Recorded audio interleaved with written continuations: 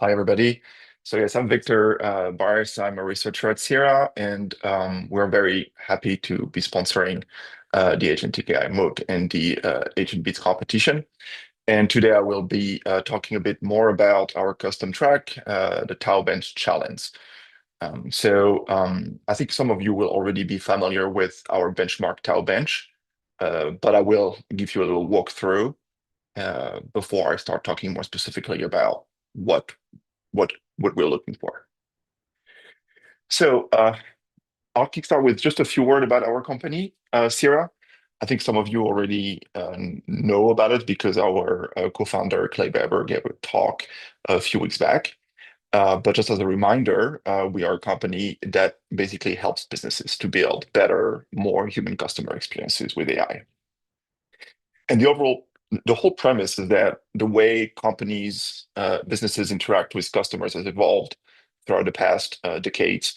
And when internet came about, companies started to interact with their customer base through websites.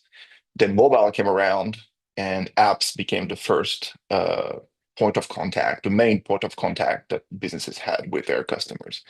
And now in 2025, we believe that agents are going to be the way companies are going to interact with their customer base. So this is a massive transformation, and we have been very lucky to be, at the forefront of this change. This led us directly to our benchmarking work and the current track. So I'll talk a bit about conversational agents, and in particular, what it means to act on behalf of an organization in the real world. So, when we talk about, you all have been learning about agentic systems, and I think it's interesting to think about customer support agents and the type of challenge that they pose. To do that, I think it's worth considering two types of agents. Some that I would call user-aligned agents, and some that I would call maybe org-aligned agents, because they present different problems. If you think about user-aligned agents, I think a good example is a coding assistant or a personal AI assistant. The agent is really a tool for the user. It extends the user. The agent utility is the utility ideally of the user. The goal is to be maximally useful for the user. The agent doesn't really have independent goals. It fulfills the goals of the user, and just tries to achieve the user's objective. The user just delegates. However, an org-aligned agent is a bit different. Like the agent, there is a user and agent, but the user, in this case, when we talk about the user, it interacts with an organization. The agent represents the organization's utility. It embodies the organization's goal. So if you think about customer support or sales or other types of, these types of agents. And that's quite different in terms of what these agents have to do. If you think about your coding agent, the user usually has direct feedback. You can maybe look at what the agent tells you, but you can also just look at the end product, the code itself, be like, oh, I like it, do this. You can just give directives. It's not the same if you interact with a customer support agent. So what's at stake is that this agent is the face of the organization. The users may be non-cooperative or adversarial. And one bad experience can just really lead to like a lot of loss of trust for this very organization.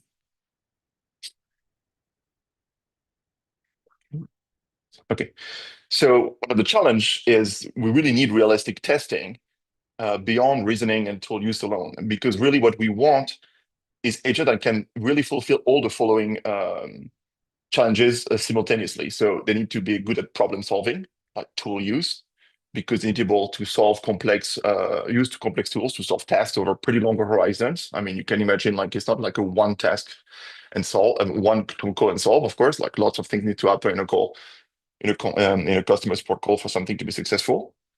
They have to be trustworthy. That's very important. They are acting on behalf of the organization, and every action they will take might have legal ramifications. They are in charge. The organization will essentially be responsible for what the agent is doing. And of course, conversation. They have to communicate very well. The user doesn't necessarily see what the agency is doing. The dynamic might be unpredictable. It's very multi-turn. And if you think about your customer support interaction, the very nature of how the agent or the assistant you talk to communicates might really impact how the quality of the interactions you're having. So that's where we built TileBench for. It stands for Tool Agent User Benchmark. Now that's at its second iteration called Tile2 Bench.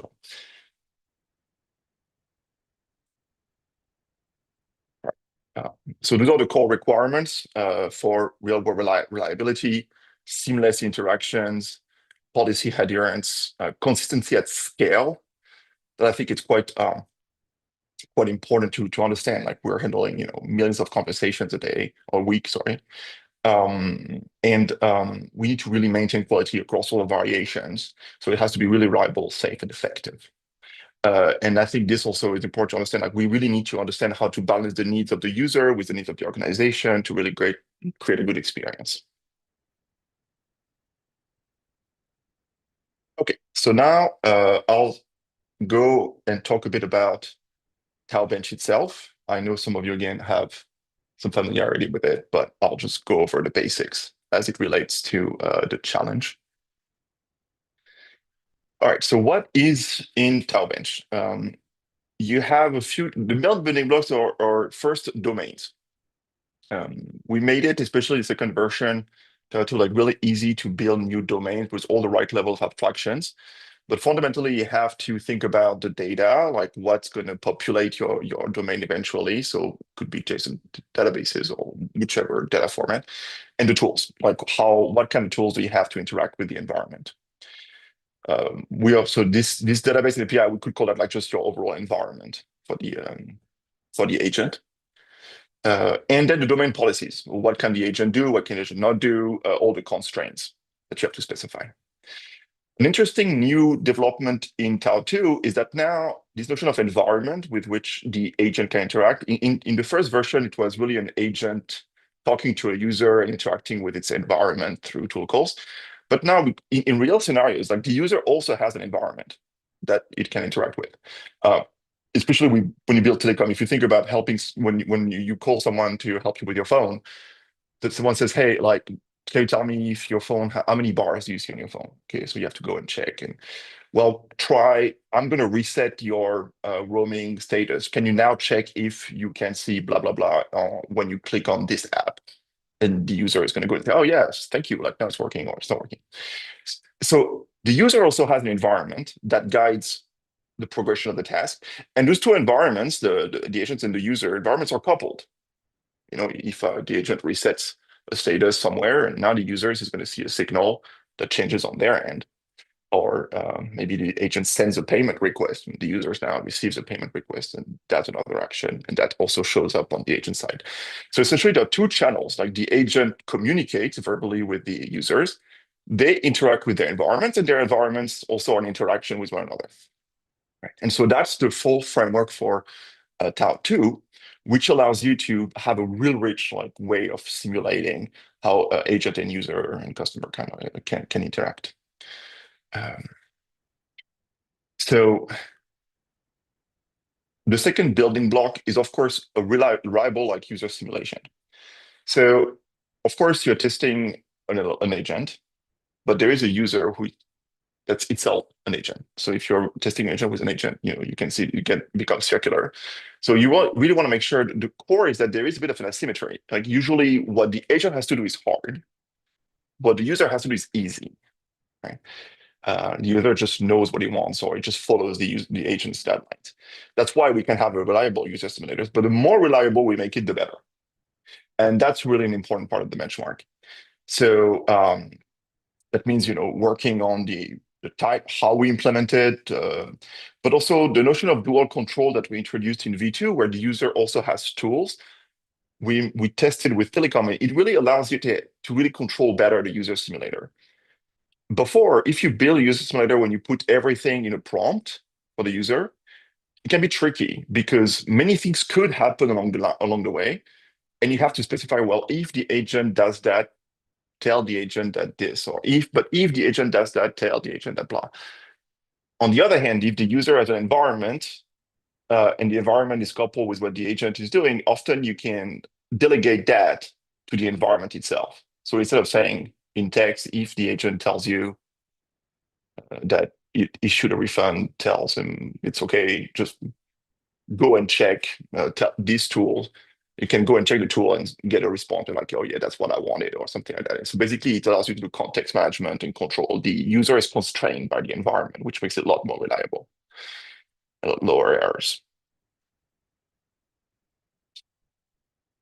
And finally, objective evaluations, that's very important. So a lot of benchmarks are built using LLM as judge now, which is good, but this introduces yet another level of uncertainty in the quality of the evaluation, because now the LLM as just needs to be calibrated. Whereas in TileBench, we made it fully verifiable. The way that works is that you have to you have to have really well-defined tasks. You define tasks such that there is only one possible good outcome. So if I design a task on something like booking an airline flight, and I say the user wants to book a flight, there are many, many ways in which this could be satisfied. In general, we try to design tasks in which there is really only one end state that's valid in the user or agent environment. So we can specifically probe for that state. And if that state is reached, we know that the agent did the right thing because there was only one way to get there. So this is really like a rule-based check, essentially. In Tattoo, like we do have a lot of different mode of evaluations available because those are very helpful. You can build LLM evaluations, etc. I mean, action evaluations. I mean, we could enrich that. But at the core, I think what makes TileBench interesting is that there is this strict evaluation criteria that makes it valid, that makes it like easy to validate and replicable. And the last thing is the notion of pass hat K metric that was introduced in the original TileBench paper.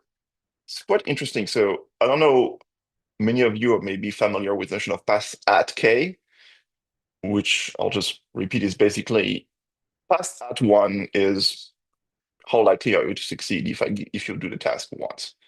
Pass at K is how likely are you to succeed once if I let you do the task K times. So it's basically, can you succeed given enough trials?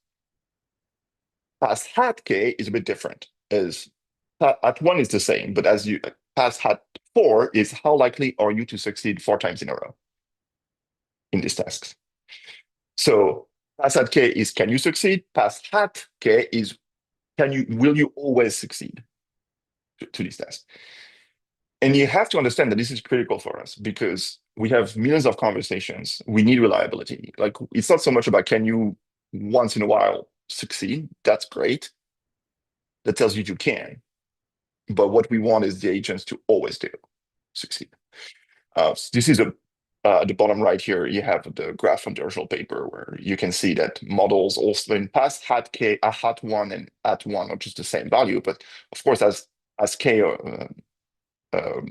augments, you can see that the dotted line goes up. Of course, the more trial, the more likely you are to succeed. And GPT-4o, even if you have like, give you a trial, yeah, you might be likely to succeed a lot of times. But then now, if you are likely to succeed in 8 trials, of course, like you're very, very low. So this means it's possible, but it's unreliable. And that's not what we want. We want to be very reliable. I'll talk a little bit about the industry impact of this benchmark. It's been quite interesting because TileBench has sort of become an industry standard. It's being used by all the major AI labs. I mean, Anthropic just released their results on Cloud Opus 4.5. I put all the links here.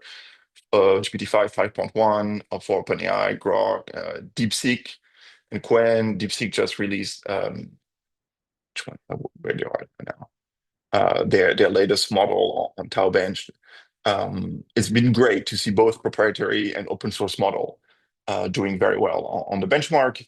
And really, I felt like this really drove the field forward We also have, well, Bench is now part of independent evaluation, such as artificial analysis uh, that provides basically like like independent evaluation for companies that desire to do so. Um, and we have a website like taobench.com. So just go and we try to keep a leaderboard of all the latest scores. And now it's pretty high. Like people are, there's been so much progress. It's been very exciting to see that. And so basically, I just want to say a few words about research production. I mean, Bench at Sierra defines all the essential ingredients for agent evaluations, but at Sierra, of course, we build all of that then like for production, which goes far beyond just Bench. You have to think about integrating all that into our overall cycles of agent development. And as we like to say at Sierra, we don't build agent, we build the machine to build agents, essentially. And so we have to really integrate that into our whole cycle. See what I'm doing time. So I want to acknowledge, of course, all the work, all the people that have been contributing to the work on Bench. I mean, I couldn't cite everybody here, but I give you the reference to the two papers, and there are so many people here that have been helping us. It's really a teamwork. Um, I will now talk about the hackathon challenge and how to participate and what we are expecting.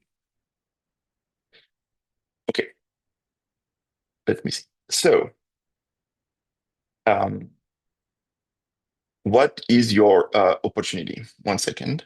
Yes, yes. So, push the boundaries of conversational AI evaluation. Yes, that's we need to keep doing that. Like it's not over. It's only the beginning.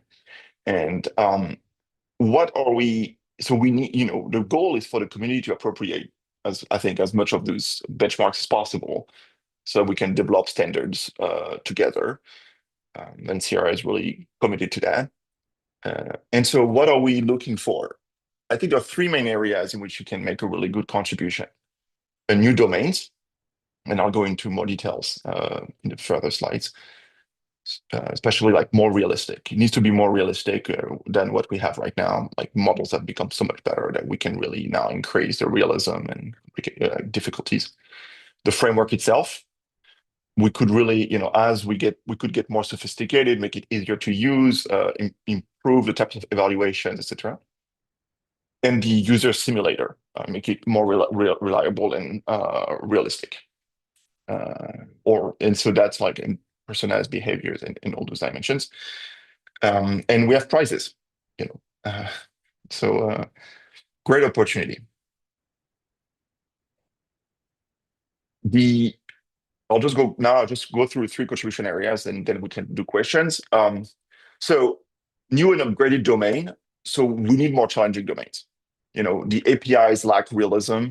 We have designed the APIs, but it's not like a realistic CRM backend or that we could really make it so that the tooling offered to the agent in each domain really reflects what they would encounter in enterprise grade situations, more real world complexity and edge cases, etc. Tasks could be harder. Again, we built it some of the tasks, but now a year and a half ago, 2 years ago, like things have moved a lot, so we could really push the boundary. And new types of difficulties. Right now everything is working nicely. There's never an API or network errors or users who make mistakes. Like all of this, the more we improve the realism, the better. Improve the framework itself. That's always useful. Um, we need better tooling to create and curate the domain and task or verify that they are correct and all this. This is very time consuming. New evaluation modes. We mentioned that we're evaluating, whether the end state of the environment is correct or not, but we could go farther. We don't test how efficiently the agent is solving a task. We don't test the quality of the interaction, like CSAT, customer satisfaction. Would this be a good interaction or not? Even though those might be more LLM based evaluations, or we could design tasks that specifically target this system, that would be great. To have more holistic evaluation, try to understand how those agents perform. And also another area that I find pretty interesting personally is more active probing of agent weaknesses. I mean, you all have been talking about benchmarking, but there is this idea of, right now every agent is going to run the whole benchmark or the test, but there is this idea of like adaptive testing. I mentioned a paper here on fluid benchmarking, but where just like you would do, in class or in some tests, if you have an agent coming in, you start testing, and can you pick the optimal thing to test? Can you push on the boundaries? Can you make it adversarial when you need to? So really trying to tailor the test to really push the agent to its limit, because in our cases, that's what we need. For example, when we try to harden an agent. We start easy, and then we kind of want to get to the point where, we try probing for all the weaknesses. We don't. So sometimes, that depends on the agent. Yeah, so I think this is a very interesting area as well, because you have to think that in production, running these tests can be very costly if you run everything all the time. So if you can say, like, you imagine testing a student that speaks already fluent Spanish but learning French, you start testing Spanish, like maybe you don't want to do all the like maybe you skip to level 5, level 10 right away, right?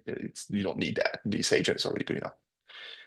Anywho, so that's something that we could be working on. And finally, user simulator.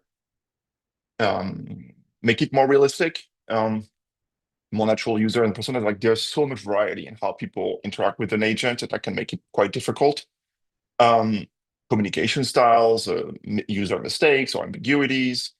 I want to mention like here the work by Collier, like they worked on Tau trait, which basically built up Tau 1, and they have like more persona-aware user simulation using like personality traits, and they try to look at the impact on the performances.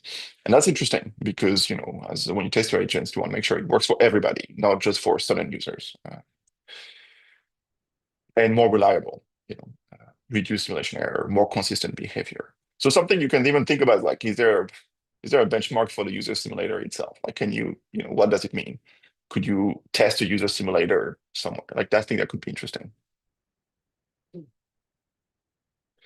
So the evaluation criteria now for what we're expecting, I mean, the goal for me is you are in a class talking about agentic AI. Can you contribute to an open source library, an open source project? So, high quality pull requests, documented code, etc., etc. If you want to write a paper, it's great, but you don't have to. And yeah, top three. We want to see the top 3 merged PRs.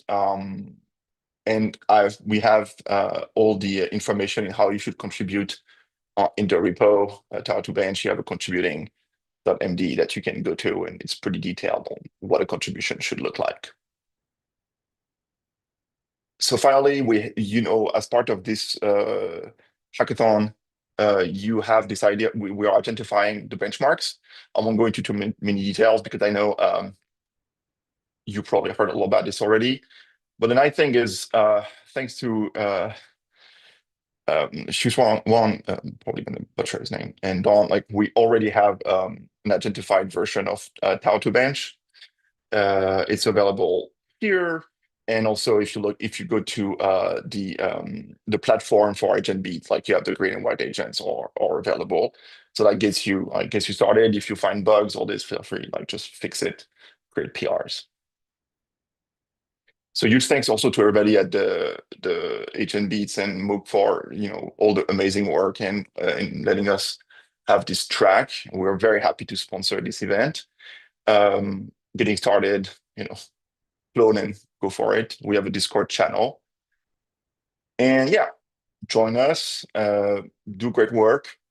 Look at our leaderboard. Look at our GitHub repo. Our Discord channel. I'll try to monitor more closely starting now, and collaborate, and yeah, help define what the future of evaluating those agents with which we're going to have to interact is. Thank you very much. And if you have questions now, maybe. I think we have quite a few questions from the chat, so I'll just read them out loud and we can go through them one by one. Yep. First one is, how do you guarantee that trials have the same difficulty? And are these exactly the same test questions for PASAC-K? Okay, so you said we repeat. How can you guarantee that each trial has the exact same difficulty? Is that correct? Yeah.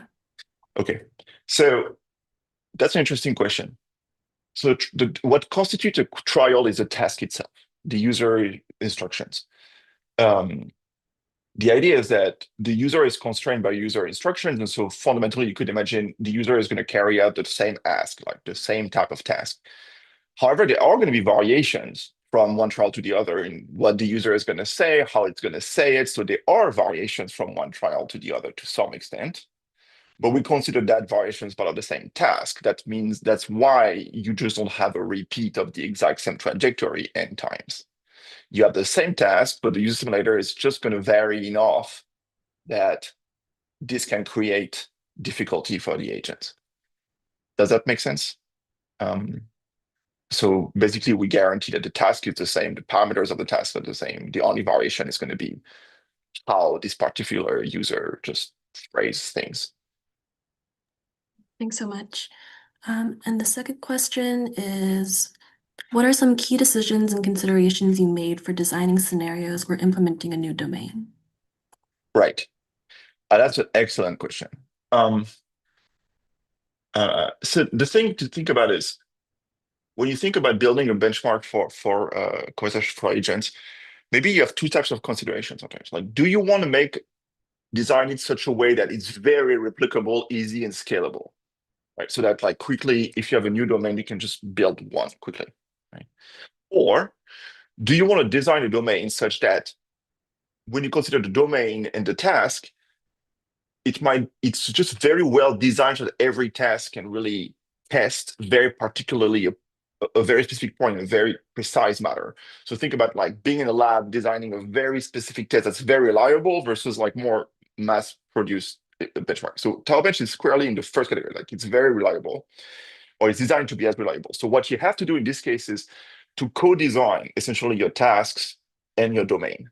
You don't design your domain and then think about the tasks.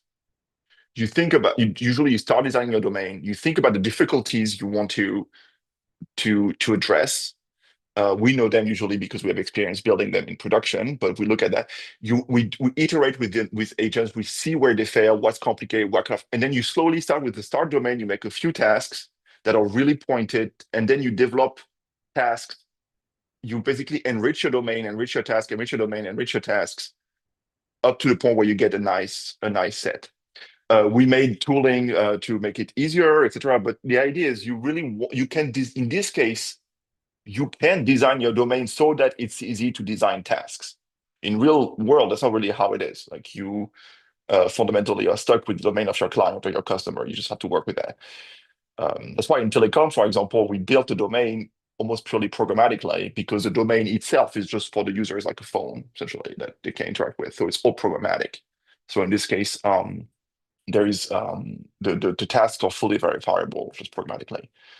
But you have to think of your domain and your tasks together and develop them starting from a core, little by little. Usually we start from a task and we complexify these tasks.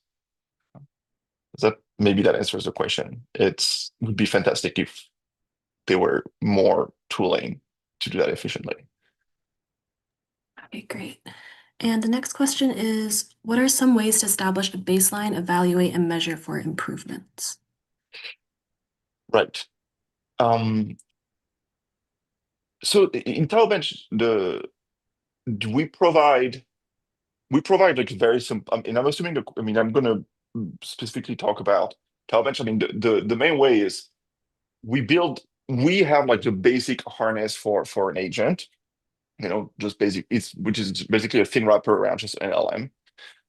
And usually, if you were an agent developer, it's always good to start with the simplest thing, in my opinion. Just start simple and then try to see what you need to add. And so we always start simple. And then only when we start thinking, we understand where this simple approach fails, do we start adding complexity, but in a very measured manner, and always thinking, I'm talking here more on the CR side, both in terms of how good it's performing, well it's performing, but also how maintainable it is, etc. So you have to kind of then put your agent designer hat. One thing also we think about a lot is can we improve the prompting and all this so that we get better results.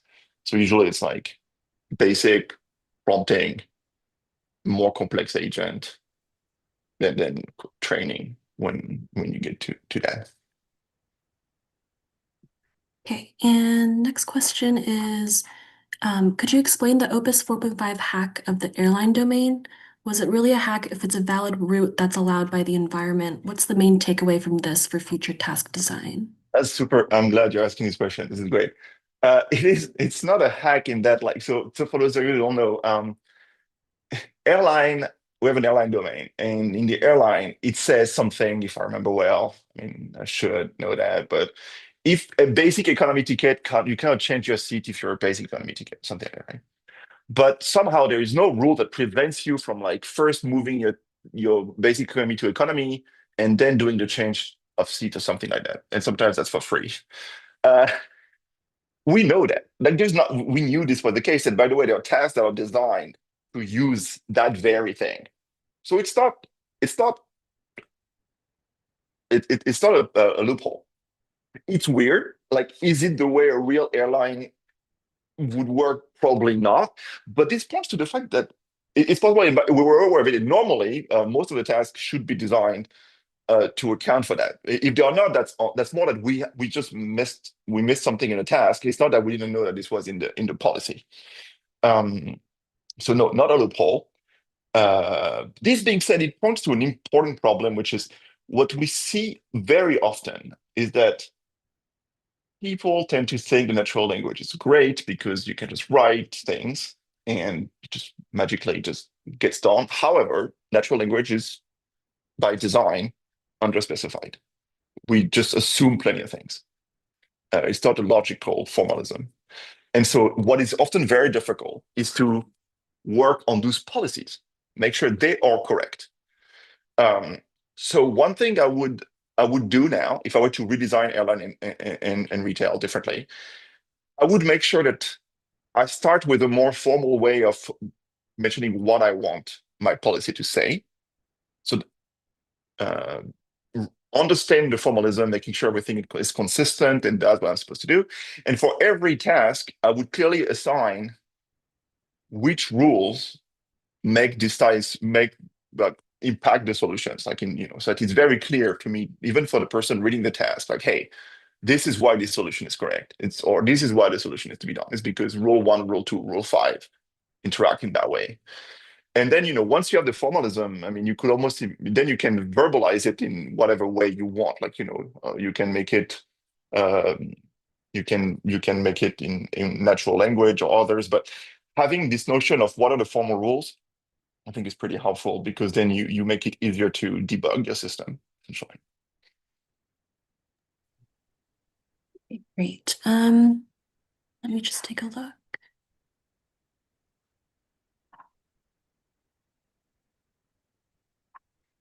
We do actually have a question from the Discord. Let's see. Okay, so the question is, while running tasks in Bench, I'm observing that it is not possible to have the same task pass consistently. I've tried with different models and see the same behavior. Is this expected? How are folks able to achieve consistency? It looks like just the large models like GPT-4o have consistently succeeded. I'm hard to see if I understand. So I think what you're saying is that you're seeing that by running the same task, it doesn't succeed consistently.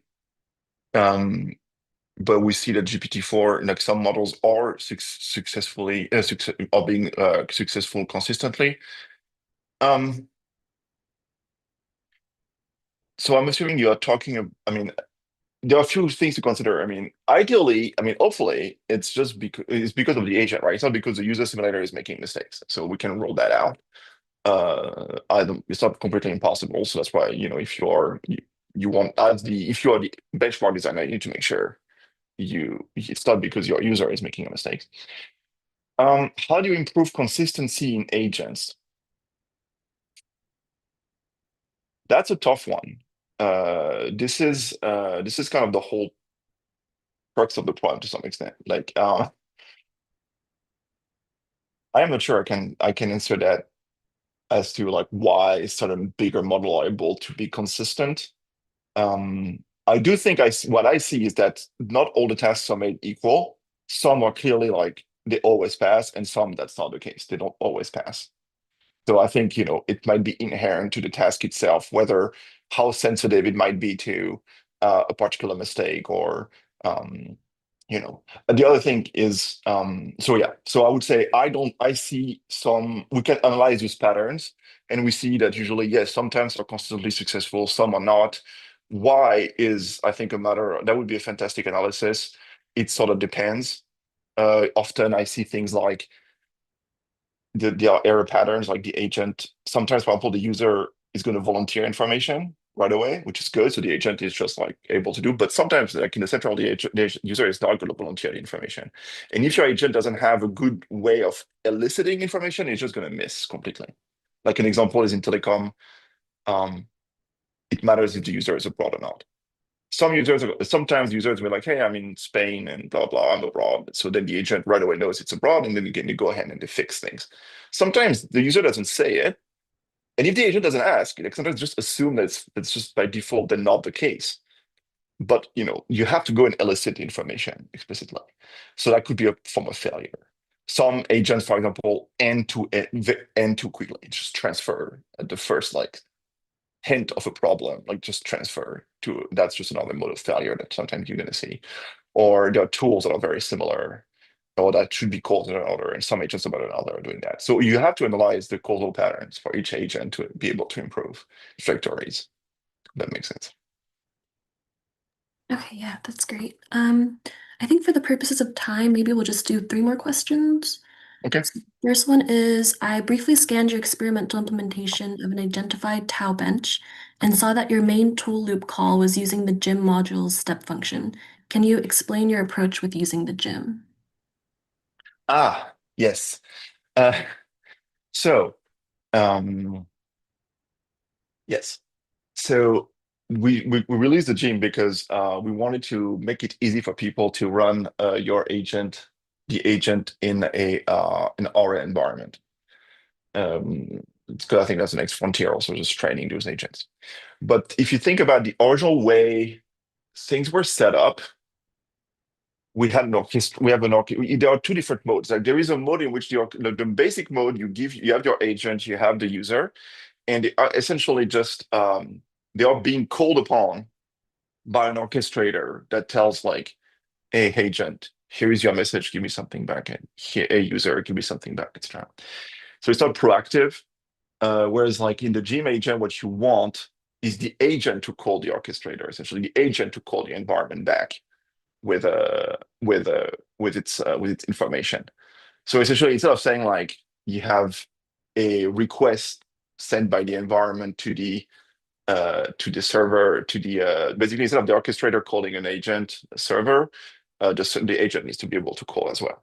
So you can look into it. It's just basically a different mode of interaction. Is the agent the one driving the interaction, or is the orchestrator driving the interaction?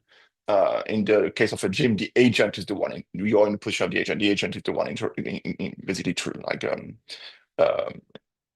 sorry, making the interaction progress by making calls to the environment, to the orchestrator, to the environment.